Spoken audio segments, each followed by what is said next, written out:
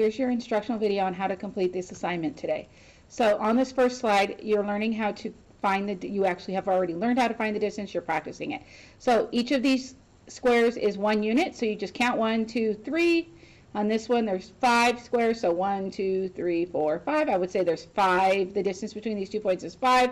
The distance between these 2 points is 3. So you're going to practice that skill on the orange and the red ones.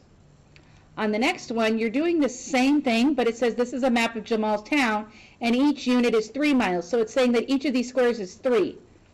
So you're going to answer these questions, and on this one it says how many miles is it from Jamal's house to the school? Well, if I count 1, 2, 3, 4, 5, 6, 7, 8, but they're each worth 3, I would multiply 8 times 3 to get 24. Or I could count by 3s. 3, 6, 9, 12, 15, 18, 21, 24. You're going to do the same thing from the grocery store to the post office, the gas station to Jamal's house, and the restaurant to the post office, and fill those in here.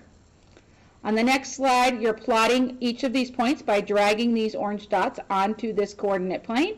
You're going to tell me what shape is made, what is the area of the shape, length times width, and what is the perimeter that's adding up all the sides. Remember, perimeter has a T in it, plus sign, so you add them all up. And then the very last one is you're only graphing these 3 points, so you can probably guess what shape that is. You're going to tell me what the shape is. I'm going to give you another big hint. A triangle is half of a square. You're going to be learning that this year. So if you find the area of the square and divide it by 2, you will get the area of a triangle. And I will be teaching you that in class as well. And then the very last slide, you have to explain to me how you would plot coordinate pairs on a coordinate plane, and you must use complete sentences and details.